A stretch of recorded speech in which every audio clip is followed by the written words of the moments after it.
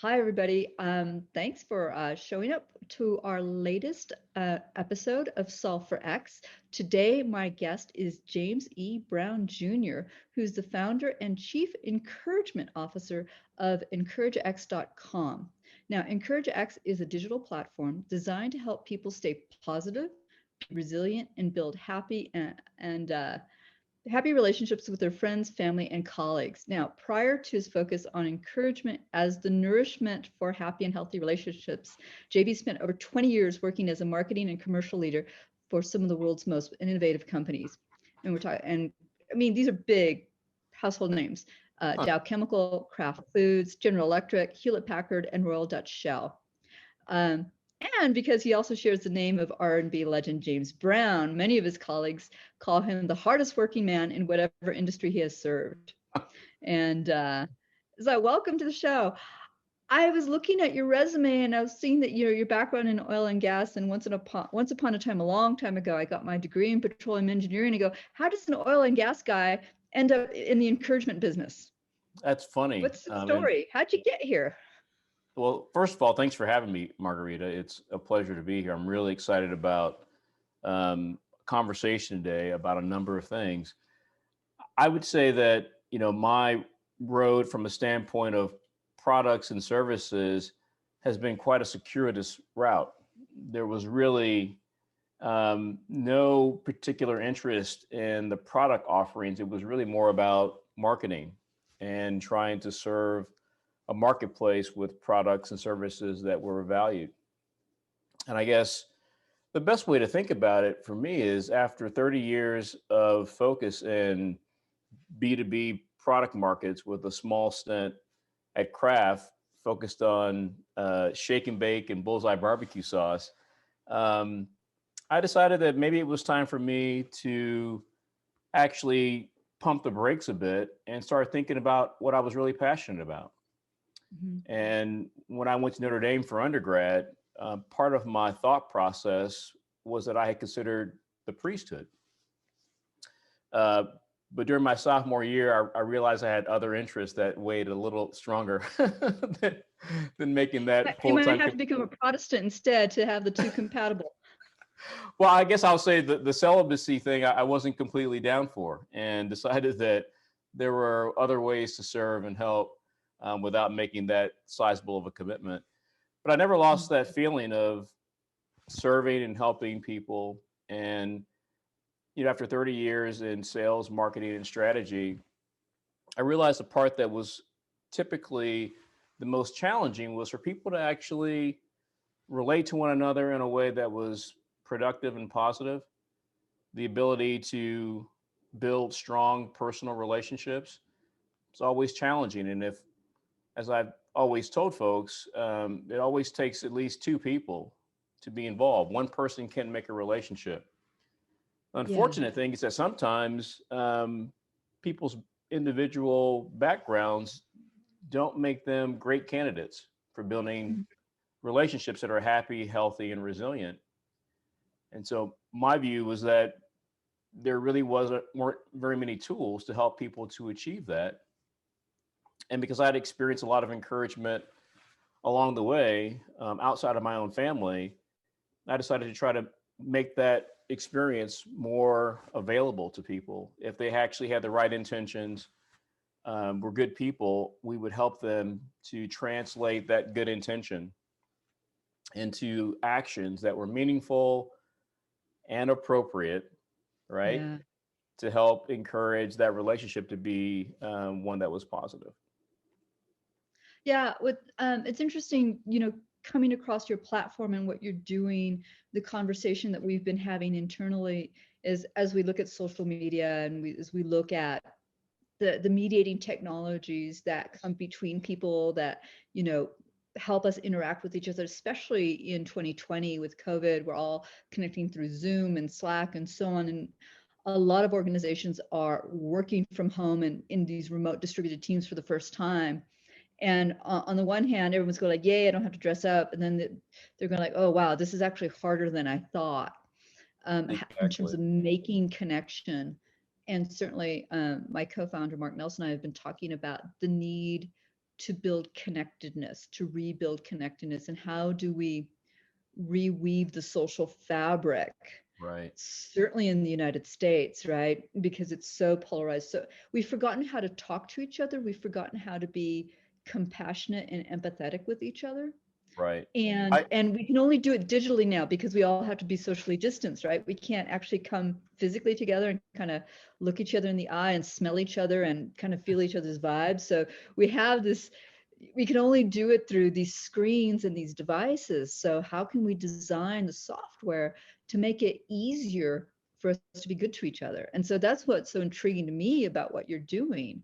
And so you wanted to do this, but tell me the rest of the story. How did you like decide to do this platform, and was there like a personal pain point, or was there yeah, I what mean, really what made you stop doing, you had a great corporate career, great track record, and then making the leap to being a tech entrepreneur.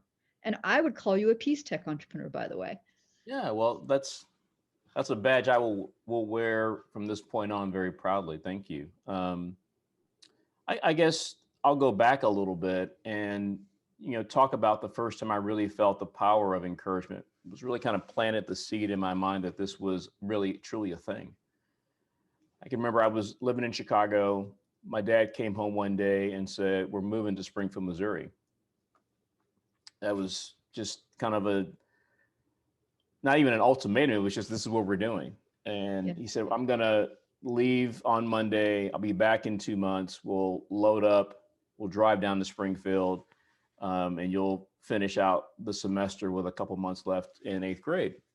Yeah. And sure enough, it was kind of that load up and on a Friday, and on Monday I walked into Cherokee Junior High School for my first day with 2 months left. I'd even requested, "Can I stay, to the end of the school year to kind of finish up?" And he said, "No, we all moved together." And so I can remember sitting there outside of my counselor's office and waiting for my student ambassador to take me around to my classes that day, a young man by the name of Doug Pitt. And Doug showed up wearing a 10-gallon hat, cowboy boots, and a big cowboy buckle. Mhm. And it was just really, for me, culture shock. Yeah. And the first thing out of his mouth was, "You're not from around here, are you?" Because there I sat wearing a necktie, wearing horn-rimmed glasses, Right. and penny loafers, just looking like a fish out of water. And he said to me, "It's like, look, we're going to take you around. It's going to be fine. You seem like a nice guy." And so I finished out the 8th grade year, went out for football that summer, and came to the high school. So I'm sitting there in my freshman homeroom class, and there was an announcement about freshman class officers. And before the announcement was done, one of my classmates, Tracy George, blonde hair, blue eyed classmate of mine, looks back at me and says, "You should run." Mhm. I said, "Run for what?" She's like, "You should run for freshman class president." I'm like, I, I'm not, never thought about running for anything. And she's like, "There's something about you I think people would really respond to. I think Mm. you should really seriously think about it." And so I went home that night, and around the dinner table, everyone was sharing what they did at school or at work. And I told them I was considering running for freshman class president. And before I could finish the word president, my mother said to me, "Those kids aren't going to vote for you." Just like, Mm. wow, it's just kind of a Man, harsh, hold your candle out. yeah, it was kind of an aggressive response to, my consideration. She's like, "You don't look like them. You don't talk like them. You're not even from their state, less known their city. I don't see it happening." My dad said, "Well, it's up to you, but you may want to, pump the brakes because we haven't been here that long and it just may not be the best idea." He said, "But it's up to you. You do what you want."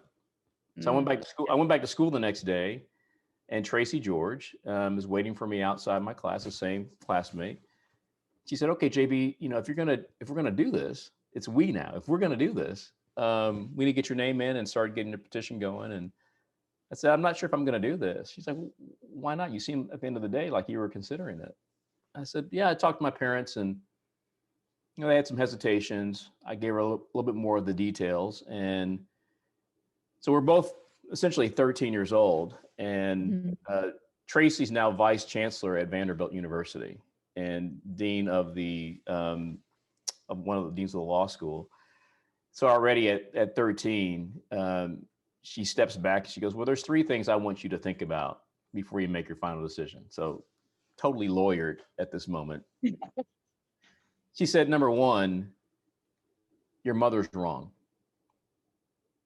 Okay.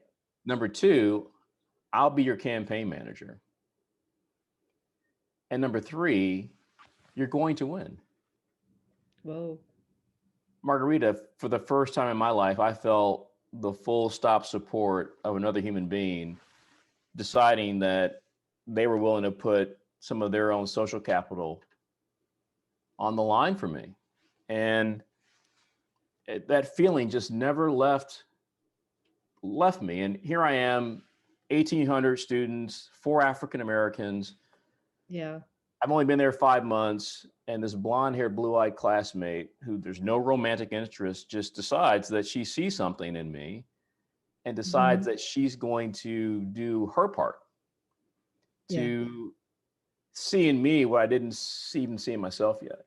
And Now, so now pause the story. And I'm going to tell yeah, you that is so powerful on so, excuse me, getting emotional on so many levels. One, that someone sees this potential in you that you can't see in yourself and your parents don't even see, right? I mean, like she's like all in, like I see something in you. Wow.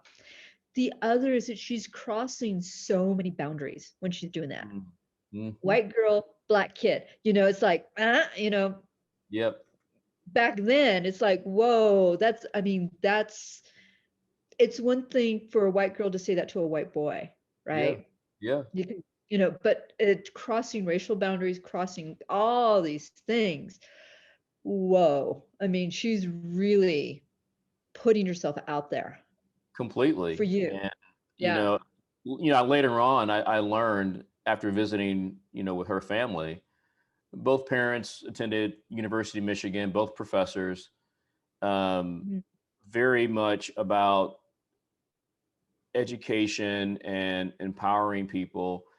Even I ran into an attorney at a social event here in Houston and happened to run into a Vanderbilt Law School graduate and mentioned Tracy. And the gentleman said, "Oh my God, you Professor George and her partner Chris?" I'm like, "Yeah, absolutely."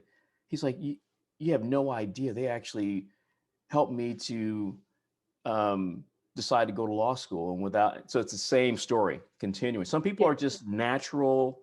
I'll call them Mhm. natural encouragers. They just make a point to do their part, sometimes more than their part, to make sure that people are able to get on with um, what they were truly intended to be. I'll say it that way. Yeah. And it just never left Yeah. me. And, from that point on, I've had people that have been exactly the opposite, Margarita, Oh yeah. that, I Not was at talking, all allies, right? They're just gonna like, nah, it's never gonna happen. yeah, I was talking with Scott Hamilton, the Olympic gold ice skater, a couple days ago, about EncourageX and some of the things we're going to hope to do with him and the things he's doing with cancer. And it was interesting. He framed it as, Tracy kind of blew wind into your sail to Mhm. help you to kind of, move your boat across, the waterway. And I said, yeah, we have enough people blowing the other way that sometimes we need just a little bit of air coming into our sails to help us go against all of this Yeah. negativity. And the fear, uncertainty, and doubt is what I call it, kind of the cloud or a FUD, if you will, Mhm. can kind of cut through that. It's amazing what's on the other side of that. Sometimes we're just within inches of reaching our goal, but it's hard to see because of the cloud, right? Of the fear, uncertainty, and doubt. And Mhm. encouragement can really help you, you know, um, get yourself together, stand straight up, enough to actually see your way through, even if you can't use your eyes to see your way through, but to kind of feel it enough to keep going, even though it feels like it may not actually happen for you. Yeah, and to have such a powerful experience with two 13-year-olds, right? It's not like she was the school counselor, Right. like some adult with an authority. Certainly when you're a kid, we, the our teachers and our counselors and advisors can have undue influence, right? Both positive Yeah. and negative.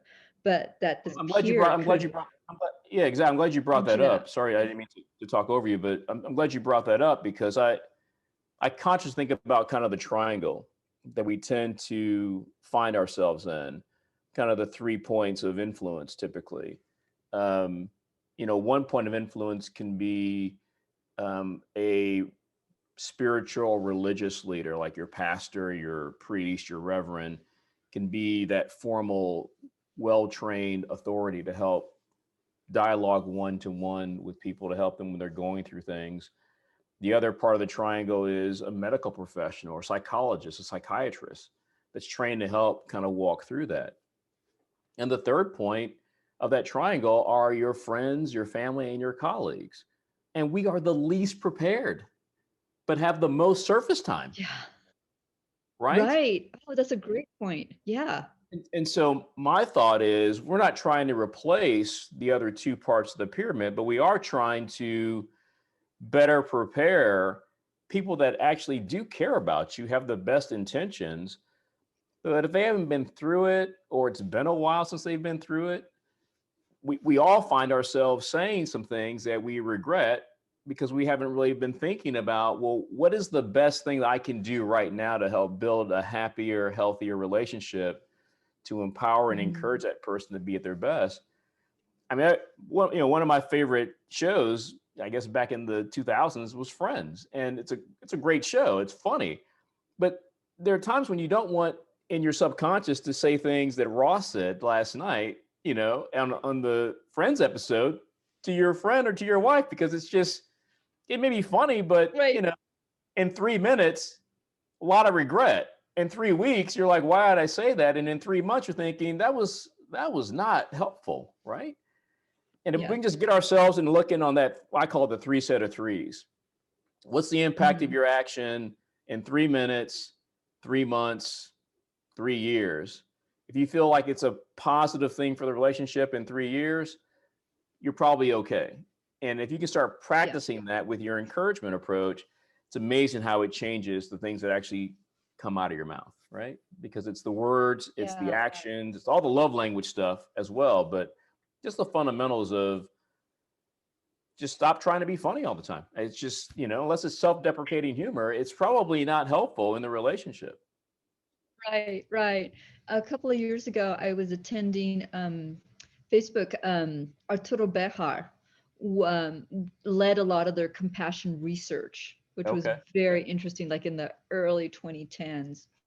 And they started out with photos, and then they moved on because they're like, long story short was that they were doing testing and they realized that when people posted or shared articles or whatever it is that they shared, most often, like again, the classic 97% of the time, they shared it because they thought it was interesting or amusing, right? Mhm. They didn't share it to offend or outrage. This Right. was again in the 2010s. Now later it might be a little bit different, but basically it's sort of like people are being jerks but they don't mean to be jerks. It's just like it was unintentional. It was like I thought it was funny, haha, and everyone's going like, not funny, Yeah. Yeah. And so I it's really, almost like we're all autistic on social media. We have no emotional intelligence. yeah, I can totally relate to that. Even, personally, my father had good intentions. I think most of the time when it came to his son, he didn't grow up with a dad. He would often talk about how important it was to be there, Mhm. but he didn't have anyone really modeling a lot of what that looks like. A lot of it was from the street that he was modeling, and the street that he had grown up in didn't have a lot of modeling as well. So he was kind of, you know, just making it up as he went. Mhm.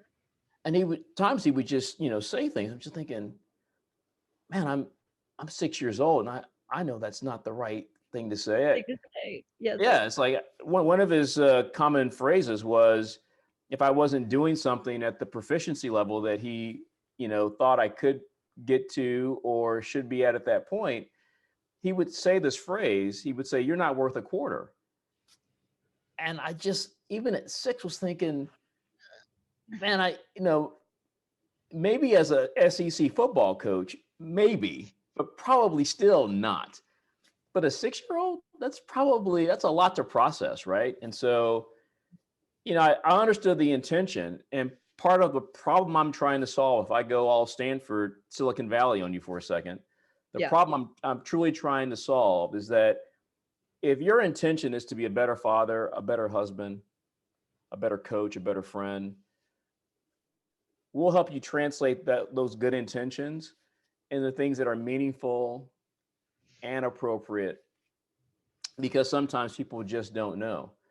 mm, And I tried to address this with him later in life when he was saying the same thing to my nephew, and I just had to say, Dad, I just, you've asked me to make sure the next generation does mhm. better than the current generation. I said, I've got to ask a favor of you. You got to stop saying that. And it was funny because his response was, you're so sensitive about. I'm like, well, you can frame it that way if you like. I said, but I just want you to just think about it consciously. How is that helping Mhm. your grandson feel good about himself? If you want to challenge him to do better, you could maybe frame it as, what do you think we could do to help you to get better? It's Right, simple, same amount of right. time, but leaves the person whole, right? Mm. Instead of leaving them broken. Yeah, And not to get too personal, I just think that, Matt, it's like a real life example of just what you say. I mean, words matter. They mean yeah, everything, honestly.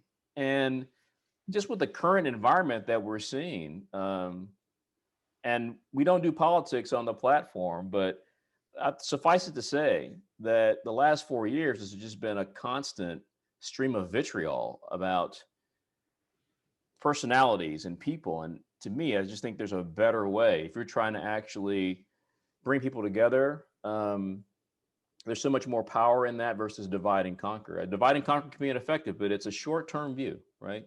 yeah, The long term impacts of that, right? Whether it's talking about someone's inability to do something or telling them that their worth is low, trying to motivate them, there's a better way, Margarita. yeah, There truly is a better way. And I always say, look, if you don't have the words to try to motivate and inspire someone to be their best, um, there are ways there are ways to do it now. yeah. You don't have to say and do just what there's ways to find better ways to do it, and that's what we're all about.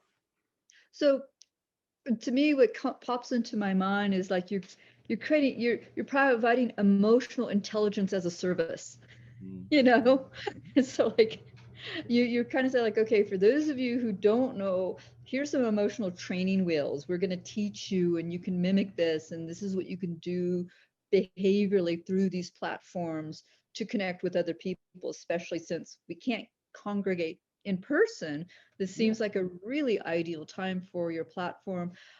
As you look at, your customer base, and you can kind of observe all the data. What are you noticing in terms of trends, in terms of yeah, how people are using your platform for what kinds of things, the demographics, even like, like the geography and so on? yeah. It's a great question, and I will tell you, I'm kind of a split brain personality. I'm kind of a half data geek, half touchy feely, guttural kind of guy, and it's a hard balance to maintain. But I will tell you that you know Comcast is one of our first early adopters. So they started last year, and they're helping to encourage their frontline employees. So folks that are going in and actually connecting your cable box and stringing line. Um, the data from that particular installment has been amazing in that, we custom created probably 70 life events that were really specific to their vision, mission, and things specific to the job. But then we had over 700 life events that were general Mhm. topics. And what was fascinating to me is that when the manager started to use it the first 3 months, the data was split 50-50. Half the topics were things specific to their particular company. The other half were from the open platform, which is free. Mhm. And the topics that were really spiking were leadership. It was focused on trying to build rapport, just basic rapport with someone. For a lot of these managers, so much focus on the task that there was not really an opportunity to try to see the person as a human being first, if that makes sense. Mhm. It was Yeah, more yeah, about yeah. see the employee first. And so to give them a tool that allowed them to actually see the human being first, the employees responded like dramatically as to, wow, it's like this person actually sees me. Like, right, we Mhm. all want to be seen and understood. That's like a primal Maslowian kind of Oh, yeah. idea, right? And Seen when you and understood. Absolutely. Yeah, exactly. And so when we did the before and after survey on things like active listening skills, ability to build a personal relationship, feeling that someone actually saw you as a human being, in most cases, you were seeing 80 to 100% increase in the scores, kind of the pre and the post after the first quarter of installment. I will tell you that we post every 2 or 3 months, kind of the latest trends as to what topics are really spiking. And I will tell you consistently in 2020, the topics have really kind of focused around three different themes. Um, the first has been really focused on things related to college, believe it or not. So a lot of Oh, because they're looking at their kids and what's going on and all the looking at their uncertainty? kids, trying to figure out how to actually encourage them. I think Mhm. that's a general topic, but then because of COVID, all of the additional concerns to Mhm. that end. I think the second area really focused on, um, I'll call them intimate relationships. So things related to husband and wife, partner relationships.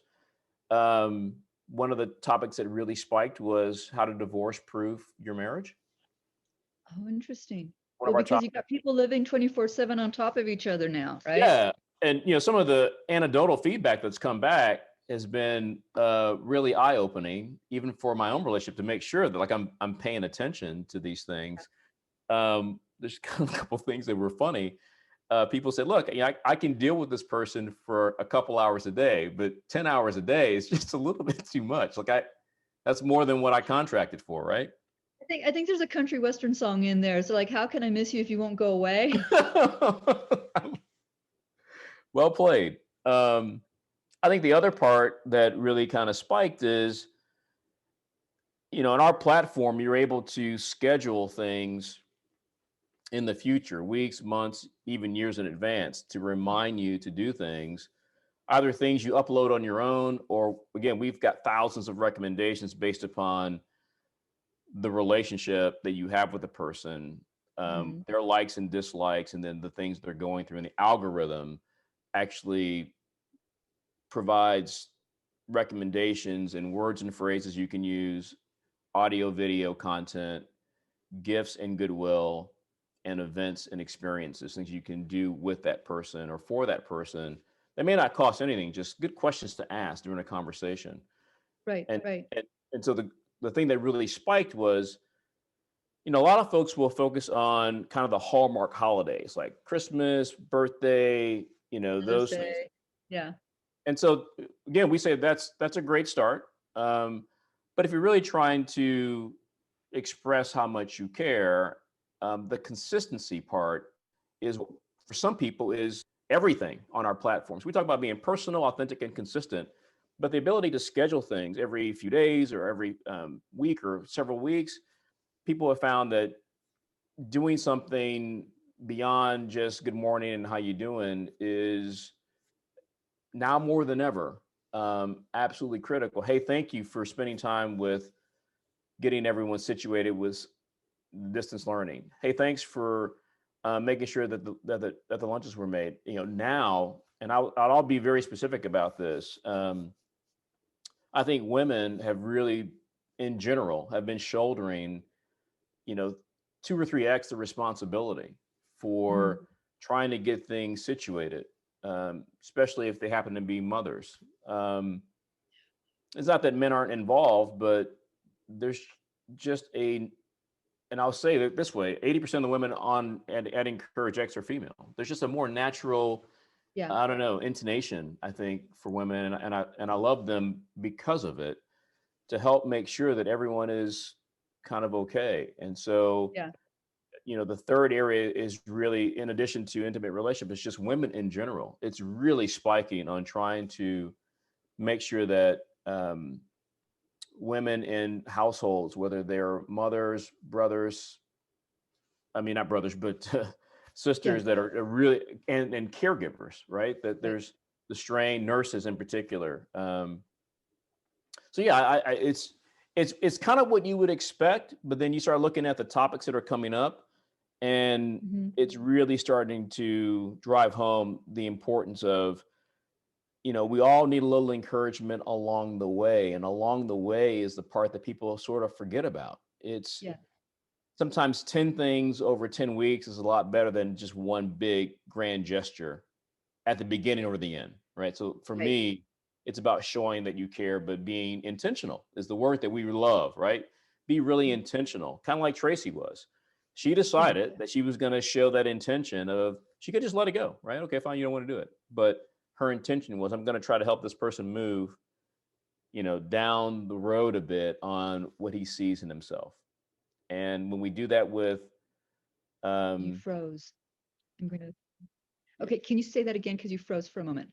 yeah, Um, Start at the top with being intentional. yeah. So one of the things we really have learned is that the idea of being intentional is the thing that truly makes the difference in a Mhm. lot of relationships. I even make the joke that when I was in Springfield, Missouri, the guy that took me around, Doug Pitt, um, his brother is actually Brad Pitt. So I went to high school with Brad Pitt. Oh, really? I did. And the joke that we tell now at EncourageX, obviously Tracy was there as well, is that you know encouragement, even if you don't look like Brad Pitt, can help you actually get to the same level of attractiveness as Brad Pitt if you actually encourage strong, right? Yeah. And so the intentionality behind that can help you to show up in a way, and that's an overused term, but it can really help you show up in a way that someone's going to say, gosh, I wouldn't trade this person for the world, because man, they always seem to have my back. They always seem to show up when I need them and Mhm. provide me with the thing that, I don't know. I feel strongly that the ability for human beings to have consciousness, to be able to communicate how we feel with words and actions, and being very intentional about it, I think is the thing that really Mhm. differentiates us from, the dogs and the cats, right? They just don't have the same ability to communicate how they feel. And when we don't take that opportunity, guess what? We actually lower ourselves down to that level. And it's like we have the capability. Mhm. You got to use it though, right? You got to use it.